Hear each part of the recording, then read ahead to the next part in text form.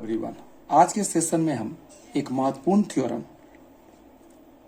Angle bisector theorem के बारे में जानेंगे, जिसमें कहा गया है कि if the internal bisector of an angle of a triangle divides the opposite side internally in the ratio of the sides containing the angle.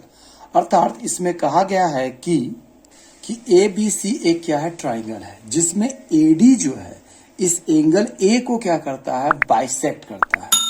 ये जो एडी है, ये हमारा जो एडी है वो क्या करता है, ए को क्या करता है, दो इक्वल भाग में क्या करता है, बांटता है, यानी एंगल ए को बाइसेक्ट करता है और बीसी से क्या करता है, डी पर मीट करता है। तो हमें बताना है कि जो ए बी बाई ए सी, मतलब जो एंगल बनाने वाला जो साइड है बी ए और ए सी का जो रेशियो होगा वो किसके बराबर होगा, बी डी बाई क्या होगा, डी सी के इक्वल होगा। तो सबसे पहले इस थ्योरम में क्या लिखते हैं, गिवन पोर्शन को लिखते हैं। तो हम लोग क्या लिखेंगे गिवन पोर्शन में, in triangle A B C A D is the internal bisector of क्या हो गया, ए, मतलब ये एडी जो है एंगल ए का क्या इंटरनल बाइसेक्टर है, जो क्या करता है, बीसी को कहा इंटरसेक्ट करता है, डी पर क्या करता है, इंटरसेक्ट करता है।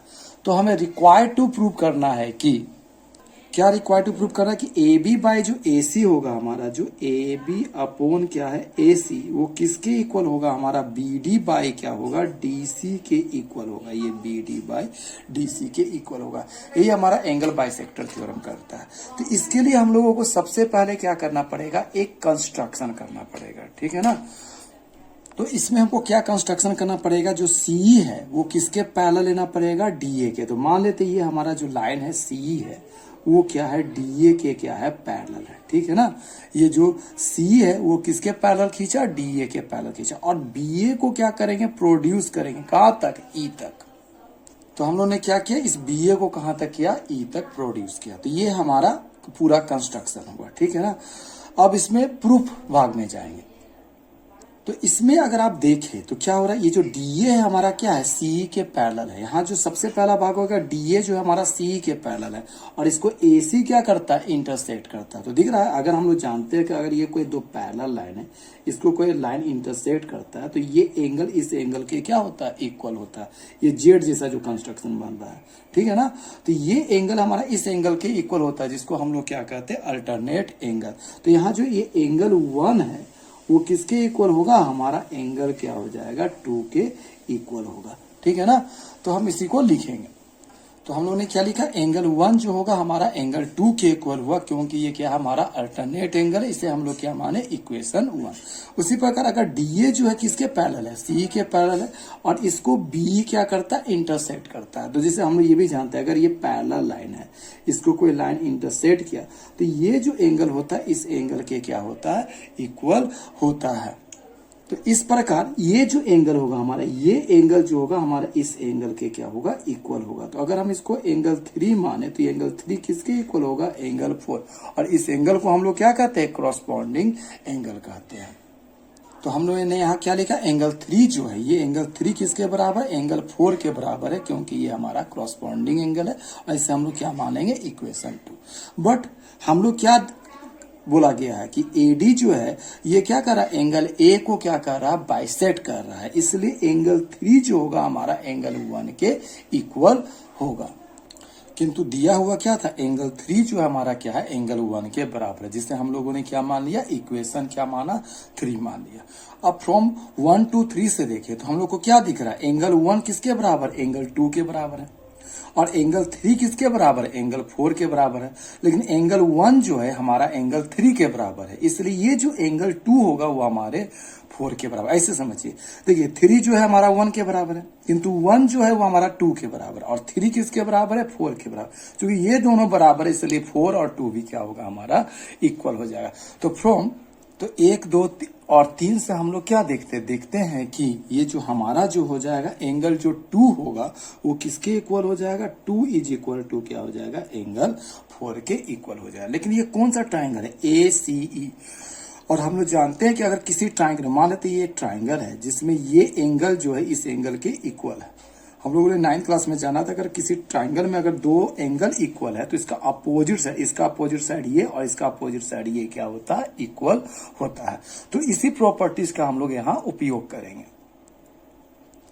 तो क्या हो रहा है, in triangle A C E angle 2 is equal to क्या है, एंगल 4। तो 2 का इक्वल क्या अपोजिट साइड क्या हो गया, ए, और 4 का अपोजिट साइड क्या हो गया, ए सी। मतलब इसके अपोजिट साइड ये जो ए सी होगा, एंगल 2 के अपोजिट साइड ए ई के क्या होगा, इक्वल होगा। तो हम लोग लिख सकते हैं कि जो आपका ए सी है ना, यानी ए जो होगा वो हमारा किसके इक्वल हो जाएगा, ए सी के इक्वल होगा। ये हमारा क्या हुआ, प्रॉपर्टीज, ट्राइंगल प्रॉपर्टीज हुआ। ये ट्राइंगल प्रॉपर्टीज क्या होगा हमारा, कि opposite sides of equal angles are क्या होता है, इक्वल होता है। सुविधा के लिए हम चूंकि फिगर को दिखाना है इसलिए हम इस पार्ट को यहाँ लिखते हैं, आगे वाला जो भाग है उसे हम लोग यहाँ शो करते हैं। तो अब ये पूरे ट्राइंगल में देखिए, तो ये जो मेरा ट्राइंगल है बी सी ई, ये जो मेरा बी सी ई ट्राइंगल है, जिसमें क्या है हमारा डी ए जो है किसके पैरेलल है, सी के पैरेलल है।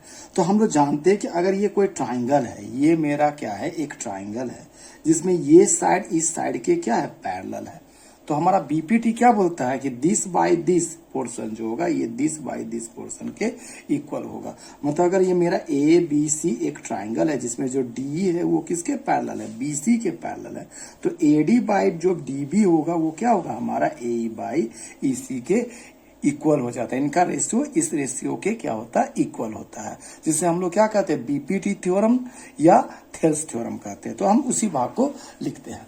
तो हम लोगों ने क्या जाना कि बी सी ई में जो डी ए हुआ हमारा क्या है, सी के क्या है, पैरेलल है। तो हम लोग क्या लिखेंगे, बी ए बाई, इधर से अगर देखें तो बी ए बाई जो ए ई होगा वो किसके इक्वल होगा, B D by D C के इक्वल होगा। तो हम लोग लिखेंगे यहाँ बी ए बाई जो ए ई है वो किसके इक्वल हो जाएगा हमारा, बी डी बाई क्या होगा, डी सी के इक्वल होगा, जिसे हम लोग क्या कहते हैं, बाई बीपीटी थ्योरम से ये क्या आ रहा है, हमारा भाग आ रहा है। अब जिनको हम लोगों ने क्या प्रूव किया, ये जो ए ई है किसके बराबर है, ए सी के इक्वल है। तो हम ए ई के प्लेस में हम लोग क्या लिख सकते हैं, ए सी लिख सकते हैं। तो ये क्या होता है, दिख रहा है ना, ए ई किसके बराबर है, ए सी के इक्वल।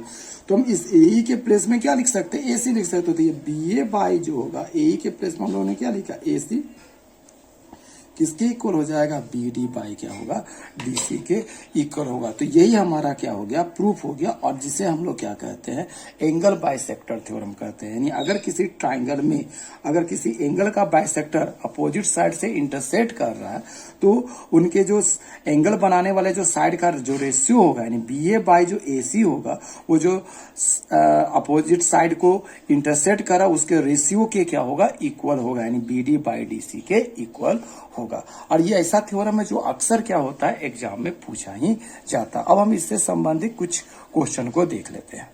तो देखिए इसमें एक क्वेश्चन दिया गया है कि in triangle A B C A D is the bisector of क्या है, angle A. If B C का जो लेंथ है वो 10 सेंटीमीटर के बराबर है, बी डी का जो लेंथ है वो 6 सेंटीमीटर के बराबर, और ए सी जो है हमारा 6 सेंटीमीटर के बराबर है। तो हमको ए बी निकालना है। तो यहाँ एक ट्राइंगल है ए बी सी, जिसमें ए को एंगल ए का जो बाइसेक्टर है वो बी सी से क्या मिल रहा है, डी पर मिल रहा है। यानी ए डी जो है हमारा एंगल ए का बाइसेक्टर है, जिसमें हमारा जो पोर्शन दिया गया है, जो बी सी का जो लेंथ है यहाँ से यहाँ तक, ये हमारा क्या है 10 सेंटीमीटर के बराबर है। बी डी का जो लंबाई हमारा क्या है 6 सेंटीमीटर है, जबकि ये ए सी जो लेंथ है वो भी हमारा क्या है 6 सेंटीमीटर के बराबर है।